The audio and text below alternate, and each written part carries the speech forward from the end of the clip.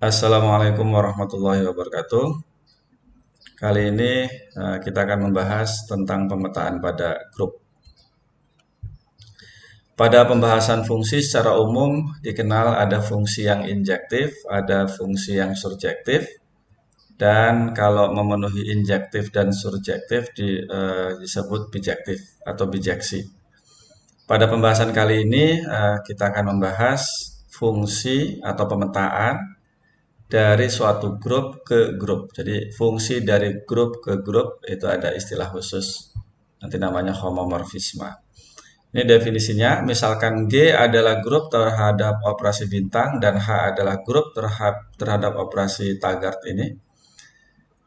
Nah, fungsi F dari G ke H disebut homomorfisme jika F A bintang B, jadi ini ada di G, sama dengan FA tagar FB. Jadi ini terjadi di H, yang A bintang B ini terjadi di G. Maka operasinya pun beda. Walaupun nanti ini untuk setiap A dan B anggota G. Jadi penulisannya seperti ini, walaupun penulisan berikutnya bintang dan tagar ini kita hilangkan. Tapi harap diingat operasi yang ada di G dan di H. Sebagai contoh, F dari Z ke Z dengan rumus Fx sama dengan 3x adalah homomorfisme.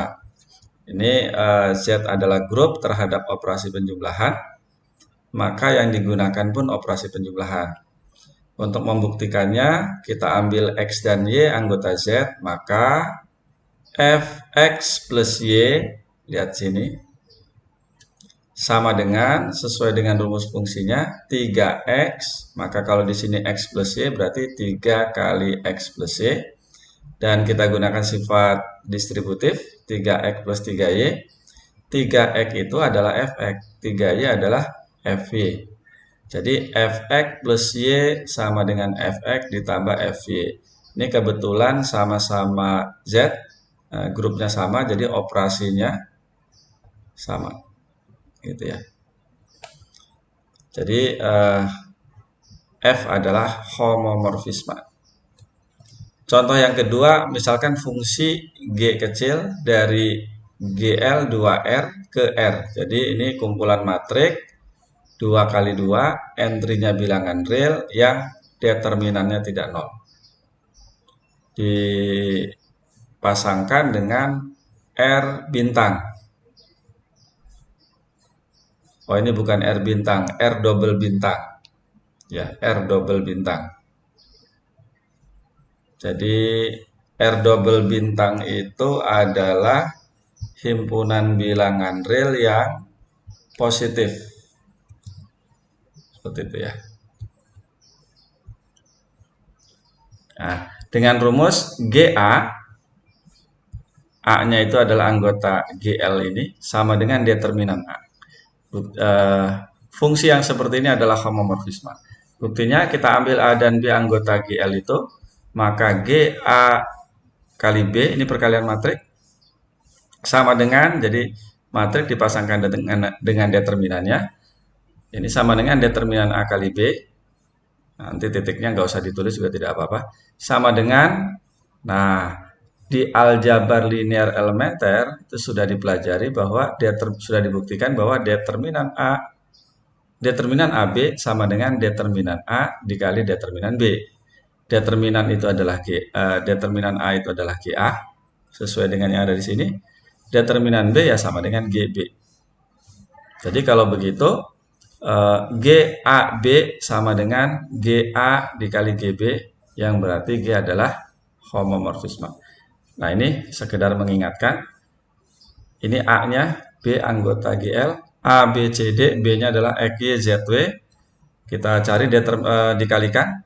Biasa A kali X ditambah B kali Z. Kemudian di kolom baris pertama kolom kedua, AY ditambah BW dan seterusnya. Kalau kita cari determinannya, berarti AX plus BZ dikali CY plus DW dikurangi CX plus DZ dikali AY plus BW. kita kalikan. Nanti yang ini AXCY, di sini juga ada AXCY 0 ya. Ini dikurangi ini 0. Kemudian BZDW, di sini juga ada BZDW. Ingat bilangan real itu komutatif. Jadi ini habis, yang tersisa tinggal AXDW ditambah, ya ini posisinya tinggal saya tukar aja. AXDW saya tulis sebagai ADXW, sama saja. Kemudian yang hijau ini ya, DZAY saya tulis ADZY. Kemudian CXBW saya tulis BCXW. Kemudian BCZY yang ini. Nah, ditulis seperti ini. Kemudian kita gunakan sifat distributif. Yang ini adiknya keluar ya. XW dikurangi ZY. Yang ini pengurangan BC, maka di sini adalah XW kurangi ZY. Maka diperoleh seperti itu. Nah, ini selesai harusnya di aljabar linear elementer. Ini sekedar mengingatkan aja. Kemudian contoh yang lain adalah fungsi dari Z ke Z8 dengan rumus Hn sama dengan Hn dalam modulo 8. Jadi misalnya Z-nya N-nya 10. H10 itu pasangannya 10 dalam modulo 8. 10 pada modulo 8 itu kongruen dengan 2. Sehingga H10 sama dengan 2 di Z8. Gitu ya. Yang lain misalnya H28. Berarti di sini 28 dalam modulo 8. Nah, 28 itu pada modulo 8, maksudnya 28 pada Z8. 28 pada modulo 8 itu kongruen dengan 4. Ya, 28 dibagi 8 24, sisanya 4. Jadi H28 di sini pasangannya 4. Nah, fungsi yang seperti ini merupakan homomorfisme.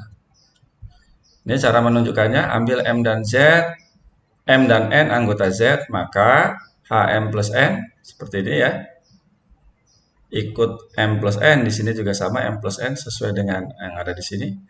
Kemudian kita gunakan sifat atau definisi penjumlahan modulo yang sudah dibahas sebelumnya ya. Ini sama dengan ini. M dalam Z8, kemudian N dalam Z8 juga. Ini sama dengan HM, yang ini sama dengan HN. Berarti HM plus N sama dengan HM ditambah HN. Ini menunjukkan bahwa H adalah homomorfisme. Contoh berikutnya yang bukan homomorfisme. Ini fungsi dari real positif ke real positif. Ya. Nah, di sini operasinya adalah perkalian. Bilangan real positif itu membentuk grup terhadap operasi perkalian. Harus diingat itu. Rumusnya seperti ini. Rumus fungsinya seperti ini. Dan ini F seperti ini bukan merupakan homomorfisme. Nah, kita cek FAB sama dengan, sesuai dengan rumusnya, 3 kali AB. Ini 3A kali B tidak sama dengan 3A kali 3B. Ya. Atau kalau menunjukkan bahwa dia bukan homomorfisme, tidak perlu secara umum seperti ini. Kita ganti aja A-nya dengan misalnya 2, B-nya 5. Jadi F 2 kali 5 sama dengan F10. Ya. F10 masukkan ke sini sama dengan 30. Ya. Tapi F2-nya sama dengan 6. F5 sama dengan 15. Ya, F5 sama dengan 15. 6 kali 15. 6 kali 15 itu 90. Sementara hasil dari sini tadi berapa tadi? 30 ya. Atau coba kita tulis. Jadi untuk yang ini sebetulnya tidak perlu Kalau menunjukkan bahwa dia bukan, nah, kita ambil aja contoh. F 2 kali 5 ini sama dengan F10 sama dengan 3 kali 10. Sama dengan ini ya, 3 kali 10-nya 30. Betul ya? Sementara F2 sama dengan 3 kali 2, 6. F5 sama dengan 3 kali 5 sama dengan 15. Kalau kita kalikan, F3 dikali F5, 6 kali 15 itu adalah 90. Tidak sama. Jadi ini tidak sama dengan hasil kali ini. Maka dia bukan homomorfisme. Dilanjutkan lagi. Oke. Nah, setelah contoh-contoh tadi ada teorema yang penting. Misalkan F dan G adalah homomorfisme grup, ya berarti G dan H-nya adalah grup. Maka identitas di G dipasangkan dengan identitas di H. F A inverse, inverse dari A, pasangannya juga inverse dari FA. Gitu ya. Jadi kalau A itu dipasangkan dengan Y, berarti FA sama dengan Y, maka A inverse pasangannya pasti Y inverse. Kemudian FG atau rank dari hasil F ini adalah subgrup dari H. Nah, ini buktinya F-nya adalah homomorfisme sehingga diketahui F-nya adalah homomorfisme, EG itu identitas di G dan EH merupakan identitas di H. Maka FEG dikali FEG, ya karena F-nya homomorfisme, maka ini kalikan ini. Gitu ya. Bayangkan ini AB, ini FA, FB. Jadi nulisnya aja dibalik. Ya. Kemudian identitas dikali identitas, ya hasilnya identitas juga. Nah, FEG ini adanya di H. Kalau EG kan adanya di G. Kalau FEG petanya ada di H. Sehingga ini bisa diakali dengan seperti ini. FEG dikali EH. Nah, setelah itu gunakan aturan pencoretan. Ini coret, maka FEG sama dengan EH. Sebetulnya dari sini sampai sini juga cukup sih. Ingat kalau A, B sama dengan E, maka B sama dengan A inverse. Gitu ya. Tapi ya pakai ini nggak apa-apa. Contoh yang kedua. Nah, untuk setiap A dan G, untuk setiap A anggota G berlaku, ini FA, karena A-nya anggota G, A inverse juga anggota G. Jadi FA dikali FA inverse sama dengan FA A inverse, karena F-nya homomorfisme. Ya, bayangkan ini A, ini B, maka FAB sama dengan FA kali FB. Nah, A dikali A inverse itu identitas. Nah, ini terjadi karena F-nya adalah homomorfisme. Berdasarkan bagian 1 nih, FEG itu sama dengan EH, identitas di H. Akan bisa ditulis seperti ini, FA dikali FA inverse. Kembali menggunakan sifat transitif dulu. Jadi diperoleh ini sama dengan FEG.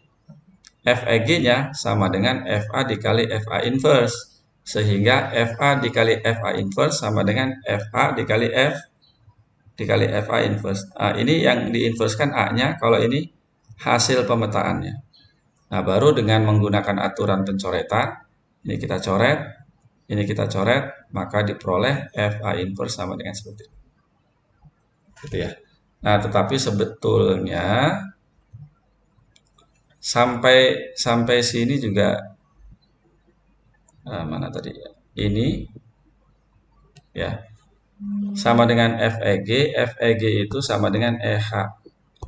Seperti sebelumnya ya, kalau kita punya A, B sama dengan E, maka B-nya atau A-nya boleh. Dibalik juga boleh, bahwa A-nya sama dengan B inverse. Nah, dengan cara itu, kalau FA dikali FA inverse sama dengan EH, maka FA inverse sama dengan FA diinverskan. Gitu ya.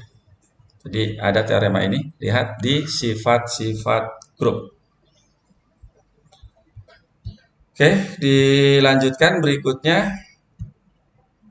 Yang berikutnya adalah menunjukkan bahwa FG ini adalah subgrup dari H.